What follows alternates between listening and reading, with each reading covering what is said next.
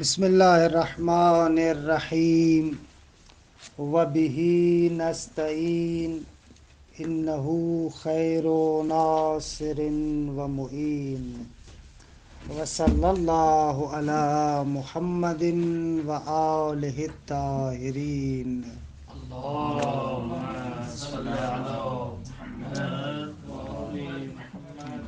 وَأَمَّا أَنَّ كُلَّ مُجَرَّدٍ عَالِمٌ بِغَيْرِهِ فَلِأَنَّ كُلَّ مُجَرَّدٍ أَمْكَنَ أَنْ يَكُونَ مَعْقُولًا وَحْدَهُ وَكُلُّ مَا يُمْكِنُ أَنْ يَكُونَ مَعْقُولًا وَحْدَهُ أَمْكَنَ أَنْ يَكُونَ مَعْقُولًا مَعَ غَيْرِهِ وَكُلُّ مُجَرَّدٍ يُعْقَلُ مَعَ غَيْرِهِ فَإِنَّهُ عَاقِلٌ لِذَلِكَ الْغَيْرِ۔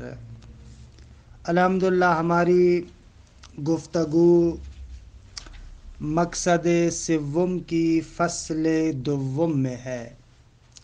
فصل دوم میں جو دوسرا مسئلہ ہے وہ علم باری تعالیٰ کے بیان میں ہے۔ مرحوم خواجہ رحمۃ اللہ علیہ نے جو عبارت استعمال کی ہے، اس عبارت کی جو علامہ حلی شرح فرما رہے ہیں اس کے مطابق 3 دلائل ہے علامہ کی تفسیر کے مطابق، کہ انشاءاللہ یہ جب بحث ختم ہوگی تو عرض کروں گا کہ خواجہ کی عبارت کی شرح شاید دوسرے طریقے سے بھی کی جا سکتی ہے۔ ابھی ہم لوگ پڑھ رہے ہیں جو علامہ حلی شرح کر رہے ہیں۔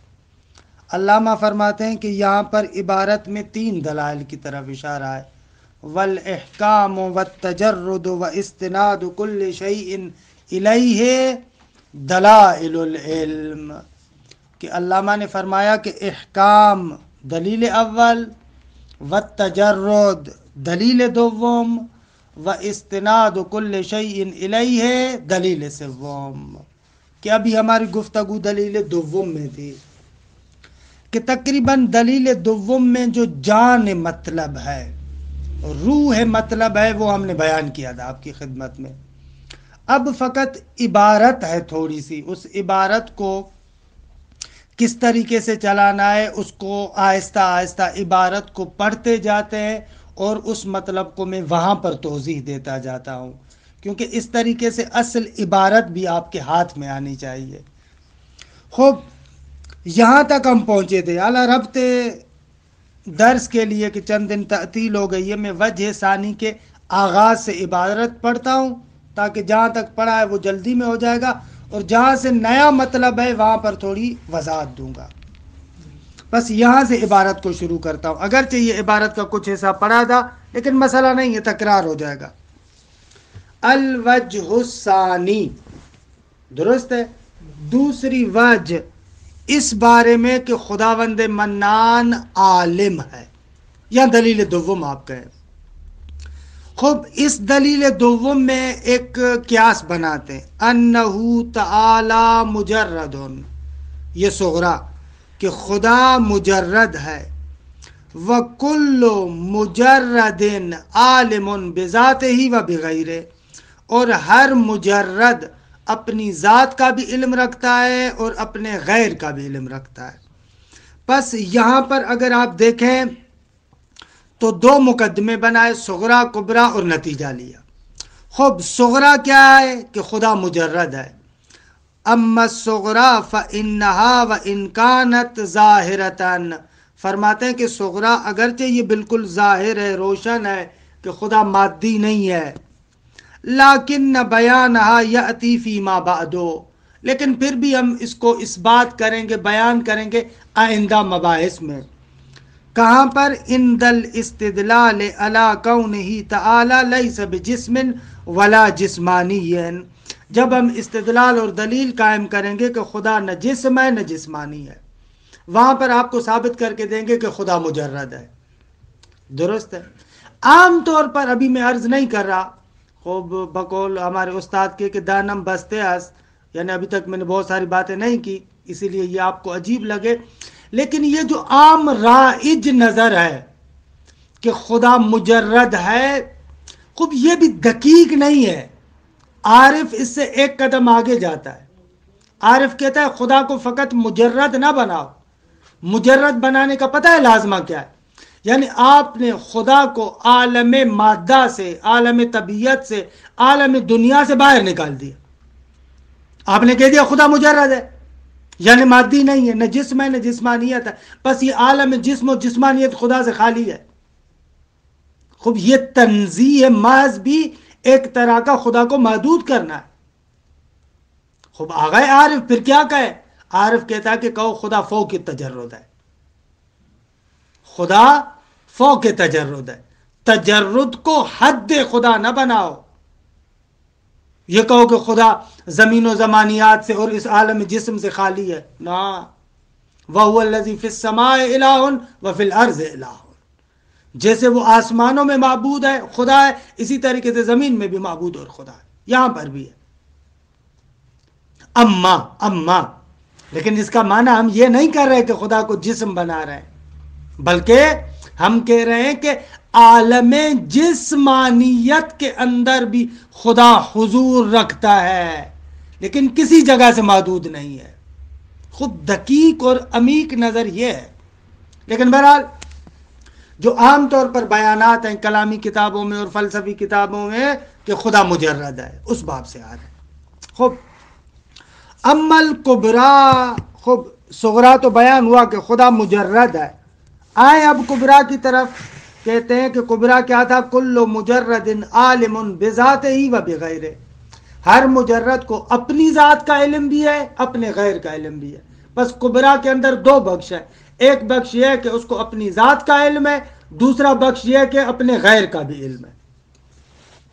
اما الکبریٰ، پہلا نقطہ کبریٰ میں کہ خدا کو اپنی ذات کا علم ہے، ہر مجرد اپنی ذات کا عالم ہے. فَلِأَنَّ كُلَّ مُجَرَّدٍ فَإِنَّ ذَاتَهُ حَاصِلَةٌ لِذَاتِهِ لَا لِغَيْرِهِ. ہر مجرد کی ذات آغا خود اس مجرد کے لیے حضور رکھتی ہے. درست ہے کہ گزشتہ جلسے میں یہ بیان کیا تھا تفصیل کے ساتھ. وَكُلُّ مُجَرَّدٍ حَصَلَ لَهُ مُجَرَّدٌ، اور ہر مجرد کے لیے مجرد حاصل ہے. خوب فَإِنَّهُ آكِلٌ لِذَلِكَ الْغَيْرِ. وَكُلُّ مُجَرَّدٍ کے حَصَلَ لَهُ مُجَرَّد فَإِنَّهُ آكِلٌ لِذَلِكَ الْمُجَرَّد. جب ہر مجرد کے جس کے لیے اور مجرد حاصل ہو تو وہ اس مجرد کا تعقل کرتا ہے، یعنی اس کا علم رکھتا ہے. درست ہے؟ ایسے کیوں؟ لِأَنَّا لَا نَعْنِي بِالتَّعَقُّلِ إِلَّا الْحُصُولِ. اگر تعقل سے کیا مراد ہے؟ یعنی وہ چیز اس کے لیے حاصل ہے. خوب حاصل ہے یعنی عالم ہے. فَإِذَنْ كُلُّ مُجَرَّدٍ فَإِنَّهُ آكِلٌ لِذَاتِهِ. بس ہر مجرد خود اپنی ذات کا تعقل کرتا ہے. کہ اسی مطلب کو استاد جعفر سبحانی نے ان کا ایک تعلیقہ ہے اس پر، وہاں پر تعلیقے میں تھوڑا سا واضح طریقے سے کر کے لکھا ہے. حالانکہ میں ان کا تعلیقہ بھی پڑھ دیتا ہوں، آپ کے پاس نہیں ہوگا، میرے پاس ہے. آگا یوں کہتے ہیں کہ ان العلم لیس الا حضور الشیء لدى الشیء. آگا علم یعنی ایک شے کا دوسری شے کے نزدیک حاضر ہونا. آپ کے پاس عبارت نہیں ہوگی یہ. والعائق عن الحضور هو کون الشیء جسما او جسمانیا. حضور سے معنی کیا ہے؟ جسم اور جسمانیت. کیوں آگا جسم اور جسمانیت؟ یہ کل میں نے توضیح دی تھی مفصل طریقے سے گزشتہ جلسے میں. اس لیے کہ لأن لازمهما التفرق والانبساط وعدم اجتماع الاجزاء وغیبوبة بعضها عن بعض. اس لیے کہ جسم و جسمانیت کا لازمہ یہ کہ وہ شے متفرق ہو. کیوں؟ اس لیے کہ وہ کشیدہ شدہ امتداد ہے اس میں، جو عرض کیا تھا میں نے. تفرق ہے، انبساط ہے، پھیلا ہوا ہے، ایسے ایسے یہ جیسے دیکھ رہے ہیں پھیلا ہوا ہے. جب پھیلا ہوا ہے تو اجزاء آپس کے ساتھ جم نہیں ہے، یہ جز یہاں ہے، یہ یہاں ہے، یہ یہاں ہے، اس طریقے سے. اور نتیجتاً جب اس طریقے سے انبساط ہے، تفرق ہے، تو ہر جز دوسرے جز سے غائب ہو جائے گا. خود اس وجہ سے ہم کہہ رہے تھے غیبوبت آ رہی تھی. وَهُوَ مَفْقُودٌ بِالْفَرْضِ. اور فرض یہ کہ خدا نے متعال مجرد ہے، پس نہ جسم ہے نہ جسمانیت ہے. لأنه مجرد، کیوں مفقود ہے؟ اس لیے کہ خدا مجرد ہے. خب مجرد ہوا تو کیا بنے گا؟ وَلَيْسَ لَهُ جُزْءٌ کہ یغیب بَعْضُهُ عَنْ بَعْضٍ، خدا کے لیے کوئی جز نہیں ہے کہ ایک جز دوسرے جز سے غائب ہو. فَهُوَ بِوَحْدَتِهِ وَبَسَاطَتِهِ كَمَالٌ مُطْلَقٌ، وہ واحد ہے، وہ بسیط ہے، اپنی وحدت اور بساطت کے اعتبار سے کمال مطلق ہے. لَيْسَ لَهُ جُزْءٌ کہ یغیب بَعْضُهُ عَنْ بَعْضٍ، اجزا تھوڑی ہے کہ ایک جز دوسرے جز سے غائب ہو.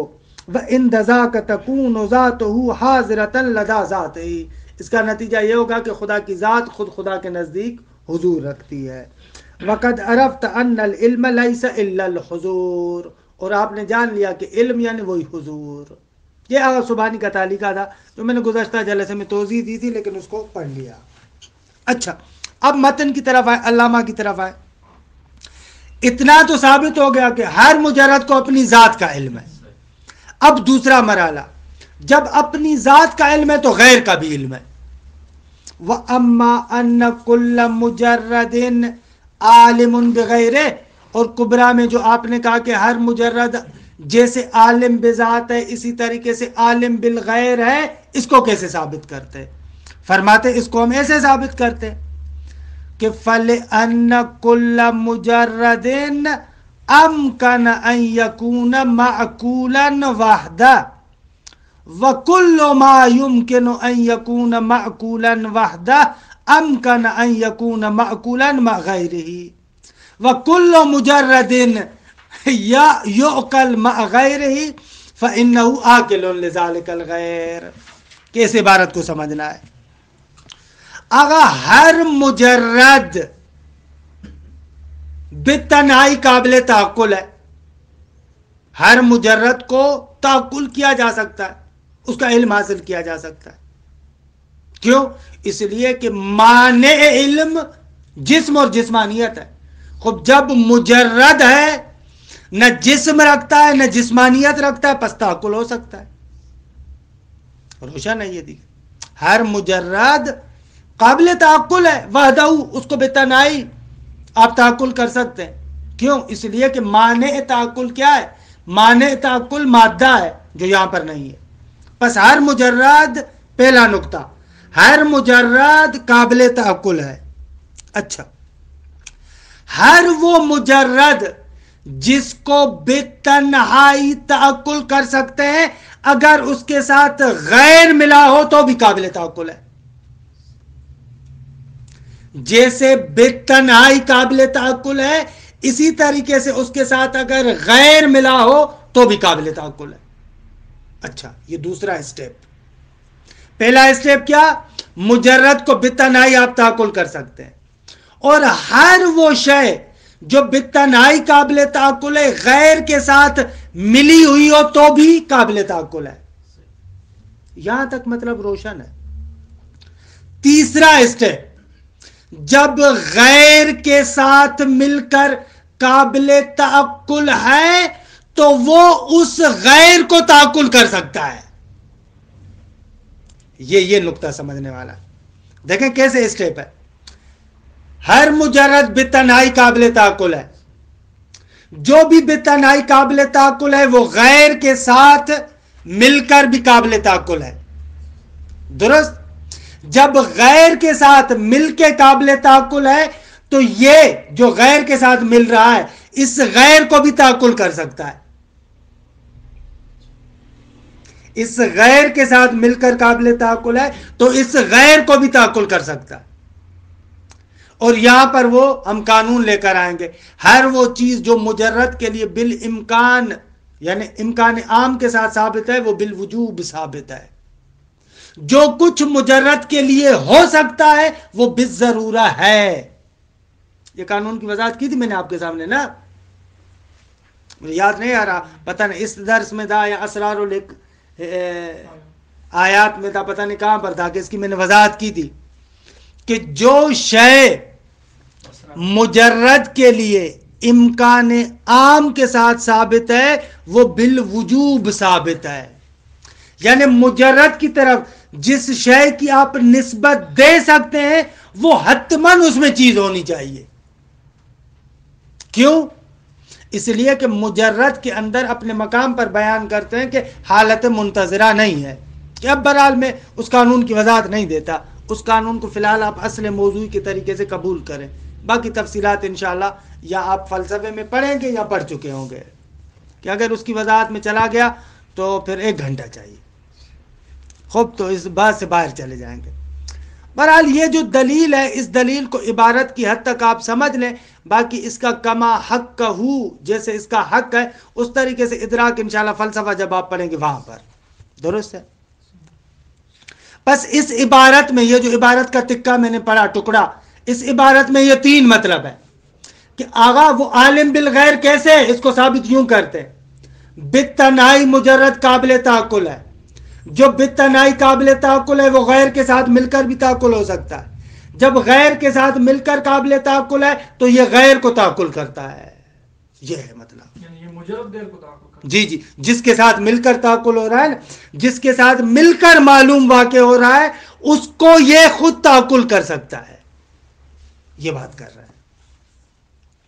دیکھیں عبارت کو، وَأَمَّا أَنَّ كُلَّ مُجَرَّدٍ عالم بغیرہ، ہر مجرد عالم بالغیر، اس کو کیسے ثابت کرتے ہیں؟ کہتے ہیں اس کو یوں ثابت کرتے ہیں، اس لیے کہ فَلِأَنَّ كُلَّ مُجَرَّدٍ أَمْكَنَ أَن يَكُونَ مَعْقُولًا وَحْدًا، کیونکہ اگر ممکن ہے کہ مجرد بتنہائی قابل تعقل ہے۔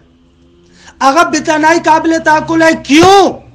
اس لیے کہ معنی تعقل مادہ ہے، جب مادہ نہیں ہے تو قابل تعقل ہے۔ خوب، دوسرا اسٹیپ، وَكُلُّ مَا يُمْكِنُ أَن يَكُونَ مَعْقُولًا وَحْدًا، ہر وہ شے کہ جو بتنہائی قابل تعقل ہے، امکن ان یکون معقولا مع غیرہ، ممکن ہے کہ اپنے غیر کے ساتھ مل کر بھی قابل تعقل ہو، درست؟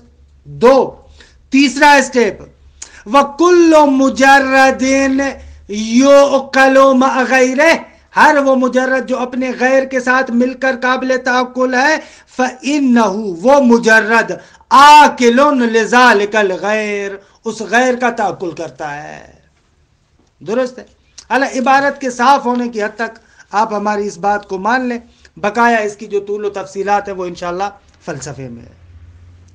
اچھا، یہاں پر بھی 3 چیزیں بیان کی، علامہ علی کہتے ہیں ان تینوں کو بیان کریں گے۔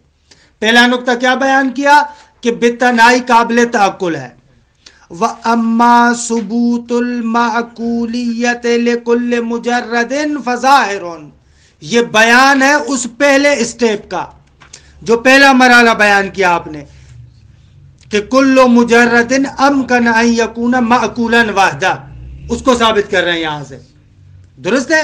عبارت کو تکا تکا کر رہا ہوں تاکہ پتا چلے کہ کس کو کہاں سے جوڑا جا رہا ہے۔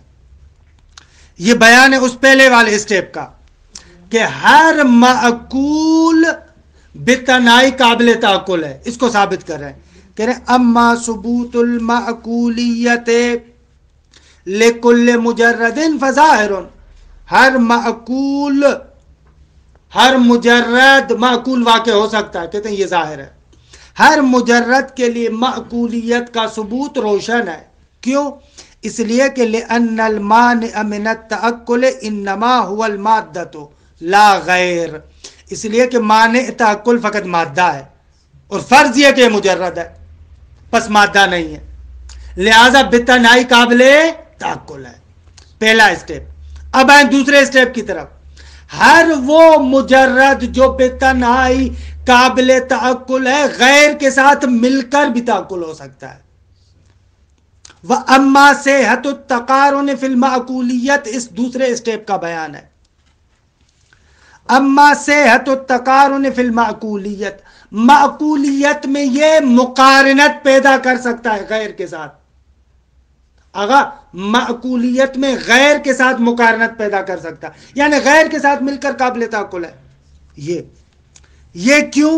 فرماتے ہیں یہ اس لیے کہ فَلِأَنَّ كُلَّ مَعْقُولٍ فَإِنَّهُ لَا يَنْفَكُّ عَنِ الْأُمُورِ الْعَامَّةِ، اگر ہر معقول حد عقل امور عامہ کے ساتھ ملا ہوا ہے، بھائی مجرد حد عقل موجود ہے، مجرد حد عقل شے ہے، مجرد حد عقل کیا ہے؟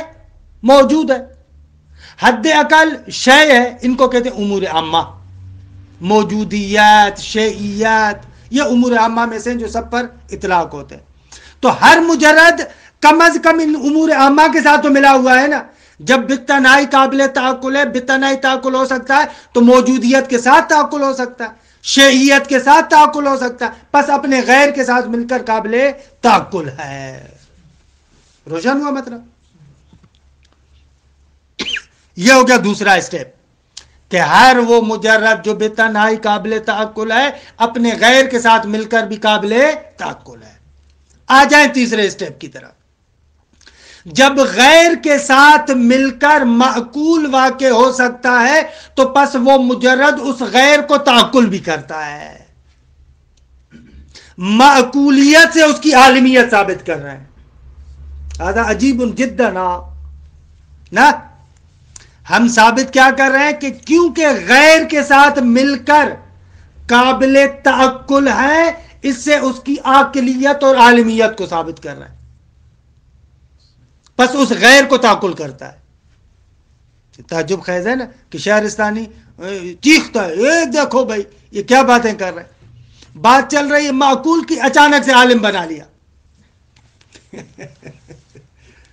وَأَمَّا وُجُوبُ الْعَاقِلِيَّةِ حِينَئِذٍ. اب تیسرے اسٹیپ میں آپ کہہ رہے ہیں کہ جب غیر کے ساتھ مل کر معقول واقع ہوتا ہے تو پس اس غیر کا عاقل ہے. یہ تیسرا اسٹیپ. اس کو کیسے ثابت کرتے ہیں علامہ؟ فرماتے ہیں اس لیے کہ فَلِأَنَّ إِمْكَانَ مُقَارَنَةِ الْمُجَرَّدِ لِلْغَيْرِ لَا يَتَوَقَّفُ عَلَى الْحُضُورِ فِي الْعَقْلِ. کہ عبارت بہت کوتا لے کر آئے علامہ. اگر اصل میں مسئلہ کیا ہے، کیوں آخر جب غیر کے ساتھ مل کر یہ معقول واقع ہو سکتا ہے تو عاقل کیوں نہیں بن سکتا؟ تو کہتے کہ ممکن ہے کوئی بندہ آ کر یہاں پر اشکال کرے، بھائی درست ہے یہ غیر کے ساتھ مل کر معقول ہو رہا ہے، لیکن اس غیر کا تعقل تب ہی کیا جائے گا جب وہ غیر اس عاقل کے ذہن میں ہو. دقت کرے، یہ مجرد جو غیر کے ساتھ مل کر معقول ہو رہا ہے، آپ کہہ رہے ہیں کہ یہ مجرد اس غیر کا عاقل بھی ہے، ایسے کہہ رہے ہیں نا. خوب، کوئی بندہ آ کر کہہ رہا کہ بابا آپ نے فقط اس کو ثابت کیا کہ یہ غیر کے ساتھ مل کر معقول واقع ہو رہا ہے، لیکن اس غیر کا عاقل تبھی بنے گا جب یہ غیر اس کے ذہن میں آئے. خوب، ذہن میں ہوگا تو اس کا تعقل ہوگا نا. درست ہے. پس عاقلیت کو کیسے آپ ثابت کر رہے ہیں؟ پس پہلے یہ ذہن میں ہو تاہین کہ آپ اس کے امکان عاقلیت و معقولیت کو ثابت کریں. درست. علامہ کہتے ہیں کہ نہ، ضروری نہیں ہے. کسی بھی شے کا امکان اس کے وجود پر متوقف تھوڑی ہے. کسی بھی شے کا امکان اس کے وجود پر متوقف نہیں. ابھی ہم امکان کی بات کر رہے ہیں، آپ اس کے امکان کو اس کے تحقق فی الذہن پر کیوں متوقف کر رہے ہیں؟ ایک شے کا امکان اس کے وجود پر متوقف نہیں ہے، بھلے اگر موجود ہے تو قطعاً ممکن ہے، اما امکان تو وجود پر متوقف نہیں ہے، امکان تو تحقق پر متوقف نہیں ہے. ایسے اس اشکال کو رد کرتے ہیں. دیکھیں، فَلِأَنَّ إِمْكَانَ مُقَارَنَةِ الْمُجَرَّدِ لِلْغَيْرِ. فرماتے ہیں کہ یہ جو مجرد مقارنت پیدا کرتا ہے غیر کے ساتھ، اس کا جو امکان ہے لا يتوقف علی الحضور فی العقل، یہ اس بات پر متوقف نہیں ہے کہ اس کو آپ اپنے ذہن میں لے کر آئیں. کیوں؟ اس لیے کہ ذہن کے اندر بھی لأنه نوع من المقارنہ، یہ بھی ایک طرح کی مقارنت ہے. بس نتیجہ کیا نکلے گا اگر ایسے ہو؟ تو نتیجہ ہوگا فَيَتَوَقَّفُ إِمْكَانُ الشَّيْءِ عَلَى ثُبُوتِهِ فِعْلًا وَهُوَ بَاطِلٌ. آپ کی بات کا لازمہ یہ ہے کہ ایک شے کا امکان متوقف ہے اس بات پر کہ وہ شے فعلاً بالفعل ثبوت پیدا کرے، وجود پیدا کرے، یعنی امکان شے کو وجود شے پر آپ متوقف کریں. وَهُوَ بَاطِلٌ، اور یہ باطل ہے. پس و امکان المقارنت ہوا امکان التعقل. اگر امکان مقارنت ثابت ہے، خب امکان مقارنت ثابت ہے یعنی امکان تعقل ثابت ہے. خب امکان تعقل ثابت ہے تو جو شے بالامکان العام ثابت ہے وہ بالوجوب ثابت ہے. وفی هذا الوجہ ابحاث مذکورۃ فی کتبنا العقلیہ. اگر اس وجہ کے بارے میں بہت مفصل بحث ہے جو عقلی کتابوں میں ہم نے ان کو ذکر کیا ہے.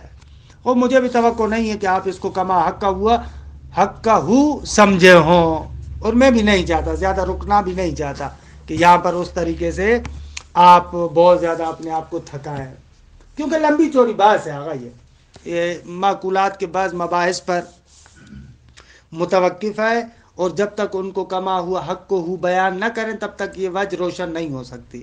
اور انشاءاللہ جب ہم دوسرا ترجمہ کریں گے تو ہم عرض کریں گے علامہ حلی کے بارگاہ میں ہاتھ جوڑ کر کہ اصلاً عبارت کا گندا معنی کر رہے ہیں آپ. ایسے معنی کرنے کی ضرورت ہی نہیں ہے. خواجہ کی عبارت کا معنی اور ہے، اس طریقے سے معنی کریں بہت اچھا معنی بنتا ہے. لمبی چوڑی یہ پر پیچو خم ایسے ایسے ایسے ایسے آخر میں اتنا اسٹیپوں سے گھما پھرا کر آخر میں آپ ہمیں کہیں کہ دیگه تفصیل شیجانیس لازم نہیں ہے ایسی آپ کریں. ہم اس کی خواجہ کی عبارت کی ایک رواں توجیہ آپ کو بیان کریں گے، ایک رواں مطلب بیان کریں گے کہ خیلی خوب معنی میشه.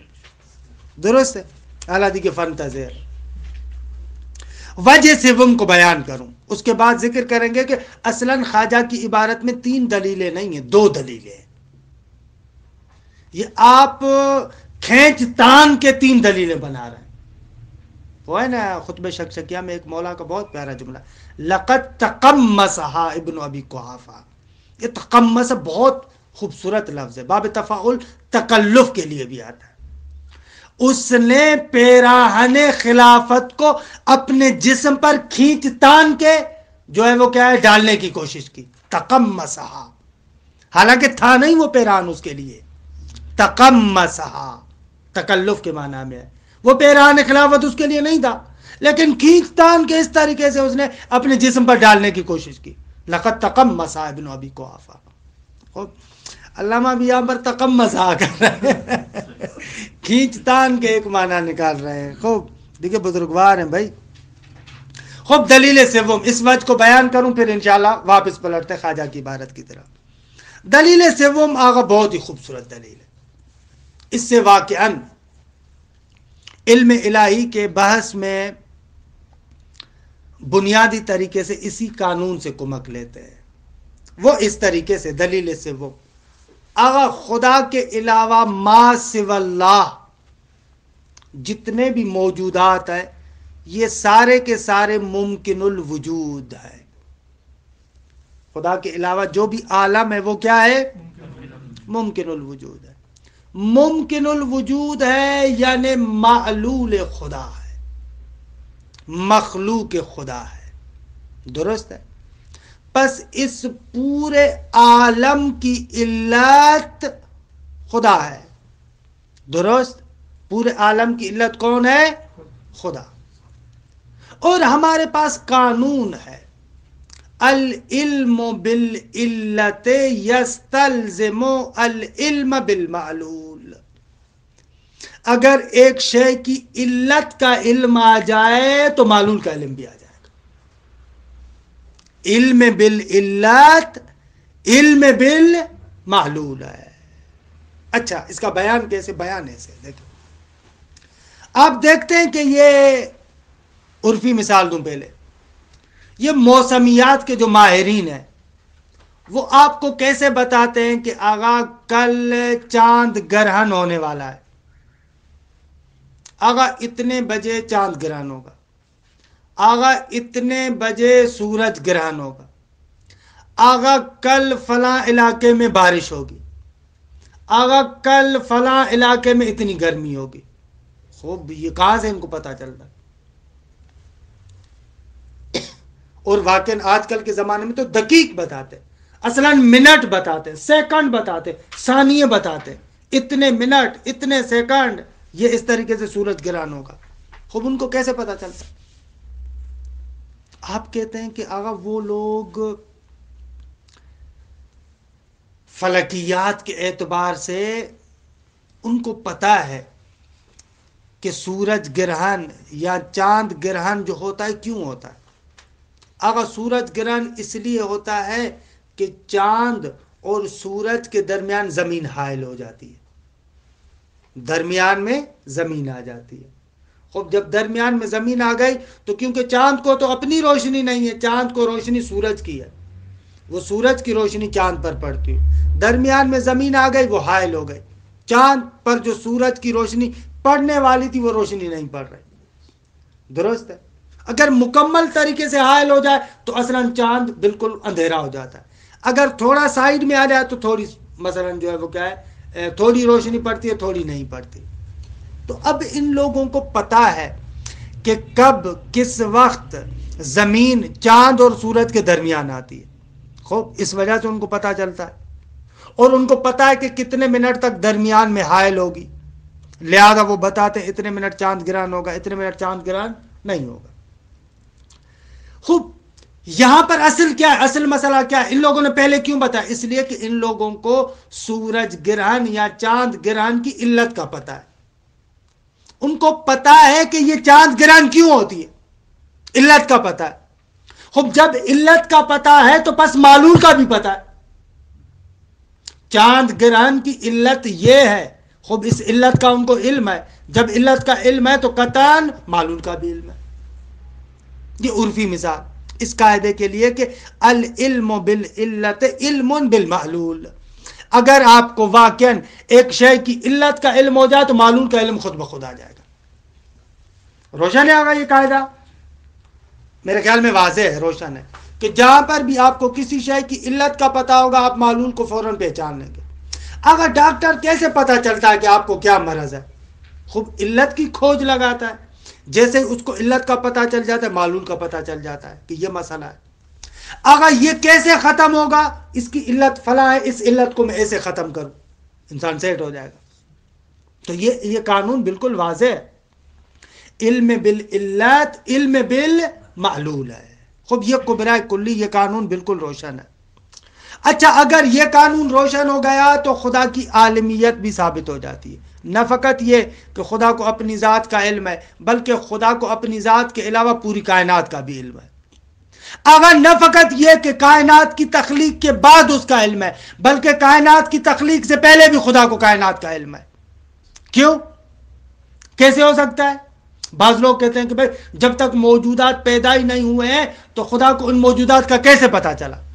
ہماری روایات میں بھی ہے عالم اذ لا معلوم، جب معلوم نہیں تھا تب بھی خدا عالم تھا. درست ہے؟ تو یہ صدوق کی روایت ہے عالم اذ لا معلوم، خود معلوم نہیں تھا تب بھی عالم تھا. کیسے؟ اس کا سر اور راز اسی قاعدے میں چھپا ہوا ہے. کیونکہ تمام موجودات کے لیے علت خدا ہے. خوب جب خدا کو اپنی ذات کا علم ہے یعنی علت کا علم ہے، ٹھیک ہے، تمام موجودات کے لیے علت کیا ہے؟ خدا نے متعال. خدا نے متعال کو اپنی ذات کا علم ہے یا نہیں ہے؟ خوب اپنی ذات کا علم ہے. خوب جب خدا کو اپنی ذات کا علم ہے یعنی پوری کائنات کا علم ہے، کیونکہ علم بالعلت علم بالمعلول ہے. تب ہوگا جب معلوم موجود ہوگا نا، معلوم موجود ہی نہیں ہے تو نہ کیسے پتا چلا اس نجومی کو کہ ابھی چاند گرہن نہیں ہوا؟ پہلے بتا رہا ہے آپ کو اصلاً چاند گرہن نہیں ہوا، بارش نہیں ہوئی. اس کو کیسے پتا چلا پہلے؟ کیونکہ اس کو پتا ہے علت کا، اس کام کی علت یہ ہے. اگر علت کا علم ہو گیا تو معلول کا علم خود بخود آ جائے. یہ تو واضح ہے، بدیہی ہے. کیسے اس کو پتا چلتا؟ 10 دن پہلے بتاتا ایسے ہوگا، کیونکہ علم بالعلت ہے. وہ جو علم ہے خدا نے متعال قبل از ایجاد، جی جی، یعنی وہ اعتباری ہے؟ نہ اعتباری یعنی نہیں، واقعی ہے ہی نہیں نا. نہ. وہ تو ہم نے کہا نا کہ ہونا معلوم کے لیے ضروری نہیں ہے. یہ ضروری نہیں ہے یہ قضیہ جو ہم بنا رہے ہیں کہ علم حتماً اسی وقت ہو جب وہ چیز موجود ہو. نہ، ضروری نہیں ہے. بے شک وہ چیز موجود نہ ہو لیکن موجود ہوگی اور آپ کو اس کی علت کا پتہ ہے، بس اس شے کا پتہ ہے آپ کو. یعنی وہ حقیقی نہیں ہے نا، حقیقی ہے نا. ہوگی یہ جو لفظ ہے نا، نہ علم حقیقی ہے، معلول بعد میں وجود میں آئے گا. علم واقعاً حقیقتاً ہے پہلے، یعنی مثلا ابھی جو چاند گرہن نہیں ہوا، واقعاً مجھے پتا ہے کہ چاند گرہن فلاں ٹائم پر ہوگا، درست ہے، علم مجھے حقیقتاً ہے، علم اعتباری نہیں، اگرچہ چاند گرہن بعد میں ہے۔ پھر دونوں میں کیا فرق ہوا، یعنی قبل از ایجاد اور بعد از ایجاد، یعنی ہاں، دقیق یعنی خداوند متعال کے مقام ذات میں جو علم ہے اس علم میں کوئی فرق نہیں، نہ قبل از ایجاد نہ بعد از ایجاد، کیونکہ اگر خداوند متعال کا جو مقام ذات میں علم ہے قبل الایجاد اور بعد الایجاد میں فرق ہو جائے تو نعوذ باللہ تغیر لازم آئے گا ذات میں، اور تغیر ذات خدا میں محال ہے۔ مقام ذات میں جو علم ہے اس میں کوئی تغیر نہیں ہے، کوئی تبدیلی نہیں، کوئی فرق نہیں، کوئی فرق نہیں، بلکہ کوئی فرق نہیں۔ یعنی یہ جو دونوں علم ہیں یہ مقام ذات میں ہیں، ہم یہ کہیں ہم کہہ رہے ہیں خداوند متعال کو ایک علم مقام ذات میں ہے، وہ ازل سے ہے، ابد تک ہے، اس میں کوئی تغیر اور کوئی تبدل نہیں ہوگا۔ لا یعزب عن علمہ، خدا کے علم سے کوئی بھی چیز غائب نہیں ہے، اس کا سر اور راز یہی ہے، کیونکہ خداوند متعال کائنات کے لیے علت ہے، اور جب خداوند متعال کائنات کے لیے علت ہے تو خداوند متعال کو اپنی ذات کا علم ہے، یعنی علت کا علم ہے، پس کائنات کا علم ہے۔ پھر اگر یعنی وہ جو دو اصطلاحیں بنانے کا تو کوئی فائدہ نہیں ہوا، کس کا؟ یعنی قبل از ایجاد اور بعد حالانکہ ذات میں ہیں، بس بات ختم ہو گئی۔ اصطلاح ہم نہیں بنا رہے، حقیقت کی بات کر رہے ہیں کہ ہم یہ کہنا چاہ رہے ہیں بے شک شے موجود نہ بھی ہو، موجود ہونے سے پہلے بھی خدا عالم ہے، وہ مشکل نہ دار ہے، ہو یا نہ ہو خدا متعال کی ذات میں صحیح، یہی کہنا چاہ رہے، اور کچھ نہیں مقصود ہمارا، مگر یہ کہ بعض اور نکات ہیں کہ جو ہم یہاں پر بیان نہیں کرتے، انشاءاللہ وہ آپ حکمت صدرائی میں پڑھیں گے کہ خداوند متعال کا ایک علم علم فعلی بھی ہے، ایک علم فعلی بھی ہے، مراتب علم خدا بہت زیادہ متعدد ہے کہ وہ یہاں پر مطرح نہیں، ہم بھی مطرح نہیں کرتے۔ اب یہاں سے آئیں اور سورہ ملک کی اس آیت کو دیکھیں، انسان واقعاً کیف میکن ہے، مزہ آتا ہے۔ یہ آیت کریمہ دیکھیں، سورہ ملک کی آیت ہے، الا یعلم من خلق وہو اللطیف الخبیر، سبحان اللہ، اسی دلیل کو بیان کر رہی ہے، الا یعلم من خلق، بھائی جو خالق ہے وہ نہیں جانے گا؟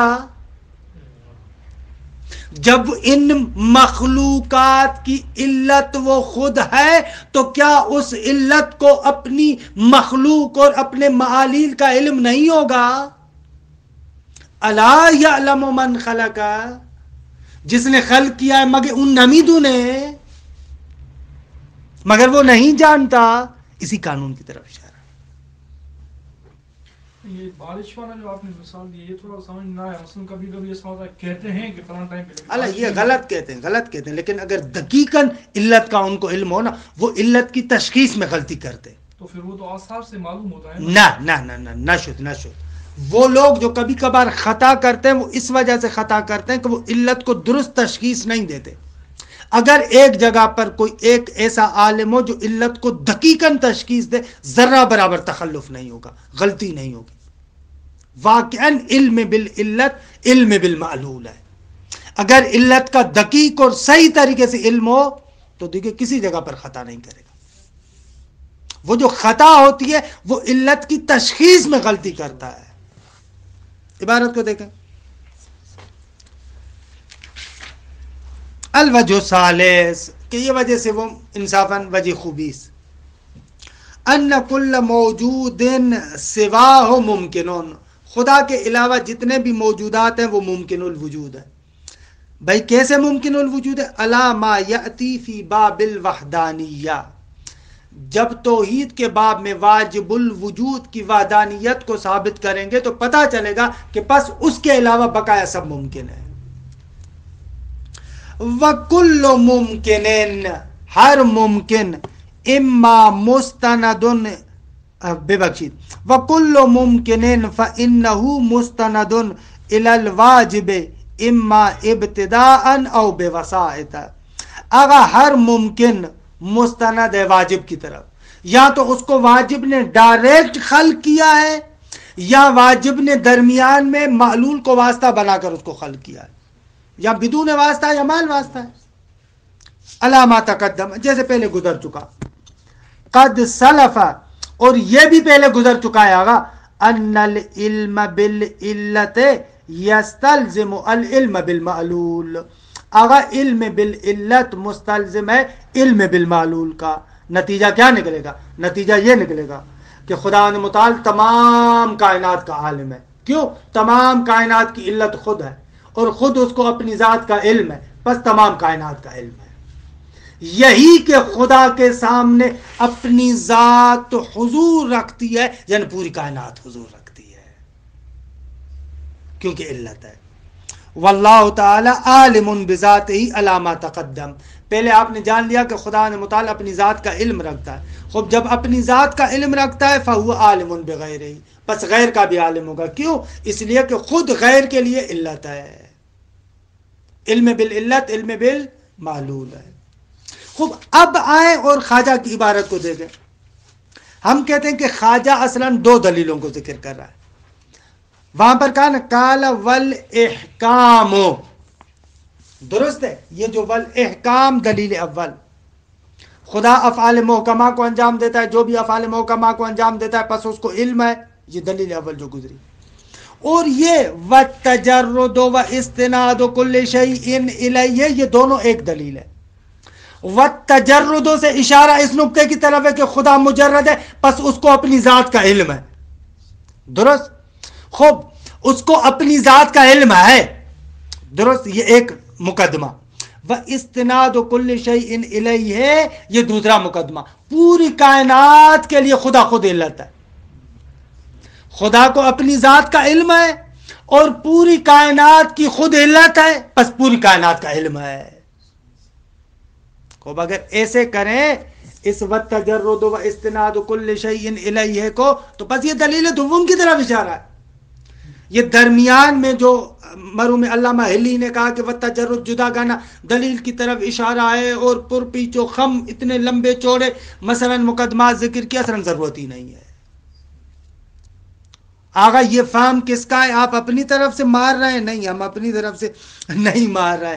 اس تجرید کے بہترین شارح ملا عبدالرزاق لاہیجی صاحب شوارق الالہام، شوارق الالہام اس تجرید الاعتقاد کی جیسے کشف المراد شرح ہے، اسی طریقے سے ایک اور شرح شوارق الالہام جو بہت ہی تفصیلی شرح ہے. اور یہ ہماری تاریخ کے بہت بڑے متکلم بھی تھے، فلسفی بھی تھے. ملا عبدالرزاق لاہیجی، اس کو کہتے ہیں فیاض. یہ آپ جاتے ہیں نا حرم، وہ جو شیخان کی طرف علاقہ ہے نا، تو ادھر سے جو پاساج کویتی، وہ چار مردون کی طرف جو آپ جاتے ہیں پاساج کویتی، وہاں پر ایک چھوٹی سی قبر بنی ہوئی ہے. ایک چھوٹی سی قبر اس طریقے سے بنی ہوئی ہے، اور اوپر سے وہ شیشہ وغیرہ بھی چڑھایا ہوا ہے. ایسے ایسے ایک چھوٹی سی قبر بنی ہوئی ہے. یہ قبر اس ملا عبدالرزاق لاہیجی کے بیٹے کی ہے. یہ جو قبر ہے اس صاحب شوارق کی، یہ مرحوم فیاض، یہ اس کے بیٹے کی قبر ہے. پہلے یہاں سے نالی نکلتی تھی کہ آغا مراشی نجفی اور آغا صافی گل پیغانی، ان لوگوں نے کہا کہ بابا یہاں پر تو اس کی قبر ہے. اور وہ جو شیخان کی طرف آپ علاقہ دیکھتے ہیں نا، یہ کم کا یہ جو ابھی بنا ہوا ہے، ہمارے استاد بتا رہے تھے کہ یہ شیخان والا جہاں پر بازار بھی بنی ہوئی، اور یہ یہاں پر 60,000 راویان احادیث کی قبریں ہیں. 60,000 کم مرکز تھا، ائمہ کے زمانے میں مرکز تھا. یہ روات احادیث کی قبریں جو اس طریقے سے پلین دیکھ رہے ہیں آپ. خود یہ کم میں آپ لوگ رہتے ہیں، کبھی کبھار اس کو دیکھ لیں. اسی کم کے اندر مثلا ابن بابویہ، خوب بڑی عظمت والی شخصیت ہے. خوب مرحوم صاحب تفسیر کمی جس کا ہم حوالہ دیتے ہیں اکثر، علی ابن ابراہیم کمی، وہ پاساج الغدیر کے اندر وہ قبر بنی ہوئی ہے اس کی. یہ بہت بڑی شخصیت ہے. ہاں، مرحوم کلینی کے اساتید میں سے. خوب یہ باہر پھر ادھر جو ہے وہ کیا ہے، مرحوم ابن قولوی کی قبر ہے. خوب یہ جتنی بڑی شخصیات ہیں یہ اس طریقے سے کم کو تھوڑا اس نگاہ سے بھی دیکھا کریں، یعنی بڑی بڑی شخصیات ہے. تو یہ جو اس طریقے سے چھوٹی قبر بنی ہوئی ہے، یہ اس عبدالرزاق لاہیجی کے بیٹے کی ہے. اور ملا عبدالرزاق لاہیجی آپ کو پتا ہوگا ملا صدرہ کے داماد تھے. ملا صدرہ کے داماد تھے. ملا صدرہ کے 2 داماد تھے. ایک داماد تھا یہ عبدالرزاق لاہیجی کہ جو صاحب شوارق الالہام ہے، اور دوسرا ملا صدرہ کا داماد تھا مرحوم فیض کاشانی. یہ ملا محسن آپ پڑھتے ہیں نا، یہ مرحوم فیض کاشانی، جس کی تفسیر صافی بھی لکھی ہوئی ہے، جس کی اصول کافی کی مشہور شرح الوافی، یہ مرحوم فیض، یہ بھی ملا صدرہ کا شاگرد تھا. اور مزے کی بات یہ ہے کہ مرحوم فیض کو، اس کا نام تو محسن ہے اور اس کا نام عبدالرزاق ہے، عبدالرزاق کو جو لقب فیاض کا دیا تھا خود ملا صدرہ نے دیا تھا، اور مرحوم فیض کو بھی جو لقب دیا تھا یہ فیض، یہ بھی ملا صدرہ نے دیا تھا. یہ دونوں داماد تھے. جب ملا صدرہ اصفہان سے باہر آ گئے تھے، حالانکہ اس میں بھی اختلاف ہے کہ یا ان کو باہر نکالا گیا تھا یا خود آئے تھے، تو وہ ادھر کہک گئے آپ لوگ، کہک، یہاں پر آ کے وہ رہے تھے. کہک اس زمانے میں ایک چھوٹا سا گاؤں تھا. شہر سے ان کو برحال وہ بادشاہوں کے ساتھ اس طریقے سے نہیں تعامل کر سکتا تھا، سناتا تھا ان کو خطرناک طریقے سے. اور جو مولوی حضرات تھے جو بادشاہوں کا تھوڑا قرب حاصل کرتے ہیں، یہ وہ ان کو بھی بہت زیادہ سناتے تھے، اور ان کے نظریات بہت سارے مشہور لوگوں سے ہٹ کر بھی تھے. تو لہٰذا ایسے بندے کو پھر کون رہنے دیتا ہے؟ پھر مجبور کیا بیچارے کو کہ وہ وہاں سے نکلے اور آ کر اس گاؤں کو بسائے. اور خود ملا صدرہ معمولی بندہ نہیں تھا، شیراز کے اندر اس کے ابا وہاں کے وزیر تھے، وزیر کا بیٹا تھا خود، یعنی امیر آدمی بھی تھا. لیکن اس قسم پرسی کے عالم میں آ کر یہ ادھر کہک کے اندر رہے. تو وہ جو دو شاگرد اس کے ساتھ ساتھ تھے جو بعد میں داماد بھی بنے، ان میں سے ایک یہ ملا عبدالرزاق لاہیجی ہے اور دوسرا ملا محسن فیض کاشانی. کیا مشہور قصہ بھی ہے کہ ایک دن وہ مرحوم فیض کی بیوی اپنے بابا کو کہتی ہے، ملا صدرہ کو، کہ یہ کیا بات ہوئی، آپ نے میری بہن کے شوہر کو فیاض کا لقب دیا، صیغہ مبالغہ، اور میرے شوہر کو فقط فیض. تو ملا صدرہ نے بھی ہنس کے کہا کہ تم پریشان کیوں ہوتی ہو، صیغہ مبالغہ کتنا بھی بڑا ہو جائے بالآخر نکلتا تو مصدر سے ہے نا. تو تمہارا شوہر فیض ہے. تو یہ ملا عبدالرزاق لاہیجی، ان کی شرح تجرید پر بہت اچھی ہے، میرے پاس پڑھی ہے، ادھر نیچے آ گئی ہے. یہ اس طریقے سے معنی کرتے ہیں، اور اسی طریقے سے معنی کرتے ہیں اس کی خواجہ کی عبارت کا کہ دو دلیلیں. وہ ملا ہادی سبزواری، یہ اسرار الحکم، ملا ہادی سبزواری، یہ بھی اپنے زمانے کے ولی خدا تھے. ملا ہادی سبزواری تقریباً 50 سالوں تک اس نے تدریس کی. پہلے مشہد میں کرتے تھے، پھر سبزوار میں کرتے تھے، اور بہت پڑھا لکھا بندہ تھا، بہت پڑھا لکھا. کہ مرحوم شیخ انصاری جو اتنا بڑا نام سنتے ہیں وہ کچھ عرصہ ان کے پاس پڑھے ہیں، بعض کہتے ہیں. مرحوم آخوند خراسانی صاحب کفایہ، وہ بھی مرحوم اس کے پاس ملا ہادی سبزواری کے پاس پڑھے. یہ اپنے زمانے کا ولی خدا تھا، اور کہتے ہیں ان کا انتقال بھی ایسے ہوا تھا. اسفار کی تدریس کر رہے تھے تو اسفار کی تدریس کرتے کرتے ایک مقام آیا جہاں پر وہ تجلی متجلا علیہ متجلی کی بحث کرتے ہیں. تو وہاں پر مرحوم آخوند یعنی مرحوم آخوند صدرہ، ملا صدرہ اسفار میں لکھتے ہیں کہ متجلی و متجلا لا و تجلی ایک چیز ہے. تو وہاں پر وہ ایک پورے جلال کے عالم میں کہتے ہیں، کہہ رہے کہ مگر چند بار بھی گیا کہ متجلی و متجلا لا و تجلی یکیس ایسے کہا کہ انتقال ہو گیا. یعنی اس فنا کے مرحلے تک وہ پہنچے ہوئے انسان تھے. اور عجب مرحوم حاجی کی یہ حالات علماء کے پڑھا کریں، ان سے انسان کے اندر شوق پیدا ہوتا ہے، ایک جسے کہیں نا کہ علم کی محبت پیدا ہوتی ہے. مرحوم حاجی کہتے ہیں کہ زیارتوں پر گئے، واپس آ رہے تھے تو ادھر جنگ ہو رہی تھی ایران کے اوپر والے علاقے میں. تو مجبوراً ان کو کہاں پہ رکنا پڑا، جہاں کے شہید یہ قاسم سلیمانی تھے، کرمان کے، اس جگہ پر پہنچے تو ان کو کہا کہ بھئی آگے جنگ چل رہی ہے، آپ آگے نہ جائیں. خوب مرحوم حاجی نے کہا کہ آگے نہ جائیں تو کہاں جاؤں، مولوی آدمی، کوئی مدرسہ ہے؟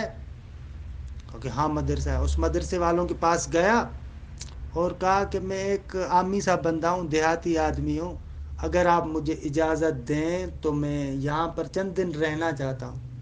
خوب جی کون سا زمانہ ہے؟ وہ زمانہ ہے جس زمانے میں مرحوم حاجی سبزواری شرح منظومہ لکھ چکے، شرح منظومہ لکھ چکے. اتنا بڑا قدر فلسفی، اتنا بڑا عالم، پھر مدرسے میں یہ نہیں کہا کہ میں مرحوم حاجی سبزواری ہوں بھائی آپ میرا احترام کریں، ہم بزرگ ہیں، یہ ہے نو نو نو، عامی دیہاتی آدمی کے روپ میں اس کے پاس مدرسے کے خادم کے پاس گیا، کہا میں غریب آدمی ہوں، مسافر ہوں، اللہ چند دن مجھے اجازت دیں، میں یہاں پہ رہوں لیکن میں ادھر مدرسے کی صفائی وغیرہ کروں گا. تو اس بوڑھے نے کہا چلو ٹھیک ہے، تم جو میں مدرسے کی صفائی وغیرہ کرتا ہوں وہ کام تم لے لو اور یہاں پہ رہو. پھر وہاں پر کہتے ہیں کافی عرصے تک اس مدرسے کے اندر جھاڑو دیتے تھے، صفائی کرتے تھے، اس طریقے سے گمنامی کے عالم میں رہتے تھے. خوب ایک دن، اور مزے کی بات ہے کہ مدارس کے اندر اس کی کتاب شرح منظومہ رائج بھی ہو چکی تھی. اسی مدرسے کے اندر شاگرد شرح منظومہ کا مباحثہ کر رہے تھے. دیکھا ایک جگہ پر لڑکے پھنسے ہوئے، مطلب حل نہیں ہو رہا. ایسے ہی صفائی دیتے دیتے کیا ہوا، کہا کہ پتہ نہیں کیا کہنا چاہتا ہے. ایک نے کہا کہ استاد نے یوں بیان کیا ہے. تو مرحوم حاجی نے کہا کہ کیا ہے؟ تو انہوں نے کہا کہ بابا تمہارا کیا کام، فلسفے کی اتنی مشکل کتاب، تم جاؤ جا کر اپنا جھاڑو دو. اب کافی عرصہ ہو گیا تھا. ایسے میں وہ جو نگہبان تھا نا، وہ حاجی کے اخلاق سے متاثر ہو کر اپنی بیٹی کی شادی بھی کروا دی تھی اس سے، مرحوم حاجی سے. وہ جو نگہبان تھا اتنا اس کے اخلاق سے متاثر ہوا. اس نے کہا کہ اللہ دکھاؤ تو صحیح. کہا ہمارے استاد کو نہیں سمجھ میں آتا، تم کیا سمجھاؤ گے؟ کہا اللہ دکھاؤ تو صحیح. ایسے دکھاتے ہوئے ایسے کہہ دیا کہ شاید یہ مراد ہو. اللہ ان میں سے بعض نے توجہ دی، بعض نے توجہ نہیں دی. وہاں سے حاجی آئے، فوراً جو شادی کی تھی اپنی بیوی کو کہا کہ بستر وغیرہ باندھو، اب ہمارا یہاں پر کھانا پانی ختم ہو گیا. وہاں سے فوراً اٹھا اور وہاں سے نکلے حاجی. بعد میں دوسرے دن اس شاگرد نے اپنے استاد کو کہا کہ آغا وہ جو ہمارا خادم تھا وہ اس کا یوں معنی کر رہا تھا. استاد کو بھی جھٹکا لگا، ہیں معنی تو درست یہی ہے، جاؤ جاؤ جاؤ جاؤ اس خادم کو لے کر آؤ. یہ کوئی خادم نہیں ہے، کوئی اور چیز ہے. جب تک وہ آتے ہیں وہاں سے حاجی چلا جاتا ہے. اب یہ ان بزرگوں کا اخلاق تھا اور یہ ان لوگوں کا مثلاً منش تھی کہ واقعی حقیقت بھی یہی ہے کہ علم انسان کے پاس آتا ہے تو اس طریقے سے تواضع پیدا ہوتی ہے. اس طریقے کا وہ عجیب بزرگ ہے. مرحوم حاجی کی تو عجیب باتیں ہیں، یعنی واقعی یہ اگر قصے تھوڑے آپ پڑھیں ان کے تو شوق پیدا ہوتا ہے. یہ ابھی چل رہا ہے نا، یہ ہمارے کسی گروپ پر بھی کسی نے ایک میسیج کیا ہے، سائیں ساجد شاہ کاظمی نے، دیکھا ہوگا میسیج. مرزا عبد النبی یہ بھی ایک بزرگوار تھے، میں نے اس میں دیا تھا. اس میں یہ تہران میں رہتے تھے، پھر نجف میں گئے تھے. بزرگوار شخصیت ہے مرزا عبد النبی کی، ایک عارف اور اہل سیل و سلوک اس قسم کی شخصیت ہے. وہ قصہ بیان کرتے ہیں کہ میں تہران میں کسی مدرسے میں رہتا تھا، ہمارے زائرین گئے مشہد، میں بھی ان کے ساتھ گیا. یہ میں نے قصہ شاید آپ کو پہلے بتایا ہے نا، نہیں بتایا. تو مرزا عبد النبی کہتے ہیں میں بھی ان کے ساتھ گیا. اس زمانے میں مرحوم حاجی سبزواری، ملا ہادی سبزواری مشہد میں درس و تدریس کرتے تھے. کہتے تھے کہ جب ہم لوگ ادھر گئے تو میں نے ان کو کہا کہ بھائی ادھر آپ لوگ آئے ہیں تو کتنا اچھا ہے کہ ایک بزرگوار عالم ہے، ان کے ساتھ بھی ملاقات کر لیں. تو ہم لوگ گئے سب مرحوم حادی کے پاس، ملا حاجی کے پاس. حاجی کہتے ہیں، حادی سبزواری کو حاجی کہتے ہیں. تو سب نے ملاقات کی، میں نے بھی ملاقات کی. جب سب لوگ ہم ہاتھ چوم کر اٹھ رہے تھے تو سب اٹھے تو مرزا عبد النبی کہتے ہیں کہ آغا نے مجھے کہا کہ تم بیٹھو، ان کو جانے دو، بیٹھو 2 منٹ، تم میں کام ہے. مرزا عبد النبی کہتے ہیں کہ میں بیٹھا، پتہ نہیں کیا ہوا. وہ سارے چلے گئے تو مجھے کہا کہ بیٹا تم اس دینی علوم کے ساتھ وابستہ ہو، جو رات کو مدرسے کی چھت پر بیٹھ کر کام کرتے وہ کام نہ کرو، تمہیں زیب نہیں دیتا. مرزا عبد النبی کہتے ہیں کہ میرے پاؤں سے زمین نکل گئی. بھئی میں جانتا تھا یا میرا خدا جانتا تھا. حتیٰ میں وہ جو کام کرتا تھا جب مدرسے کے سارے طلاب سو جاتے تھے، تنہائی میں جا کر وہ کام کرتا تھا. یہ خدا کا بندہ، یہ کلندر بندہ کہاں سے جانتا ہے. وہ کام کیا تھا؟ کہا کہ میں اس زمانے میں کام کر رہا تھا یہ سونا بنانے کا جو نسخہ ہوتا ہے، کیا کہتے ہیں، کیمیا. کوئی کتاب ہاتھ آئی تھی، اس میں کچھ نسخے لکھے ہوئے تھے اس طریقے سے، میں کوشش کر رہا تھا کہ وہ کیمیا کا نسخہ حاصل کروں. تو حاجی کہہ رہے ہیں کہ بابا وہ جو رات کو تم چھپ کر مدرسے کی چھت پر کام کرتے ہو یہ تمہیں زیب نہیں دیتا. تو مرحوم حاجی خود یعنی اس پائے کی شخصیت تھی، اور بہت بڑے عظیم شاعر ہیں ملا صدرہ کے فلسفے کو. ان کی یہ کتاب ہے اسرار الحکم فارسی میں. انہوں نے بھی خواجہ کی اس عبارت کو، یہ جو ہم نے پڑھی والاحکام والتجرد واستناد کل شیء، اسی سے یہی سمجھا ہے، یعنی جو صاحب شوارق نے سمجھا ہے.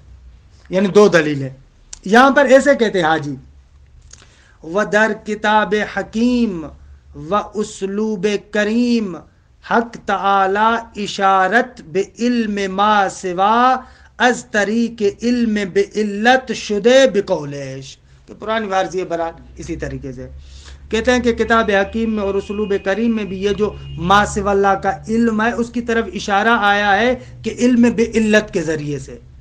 کیسے اشارہ آیا ہے؟ بقولش الا یعلم من خلق وهو اللطیف الخبیر.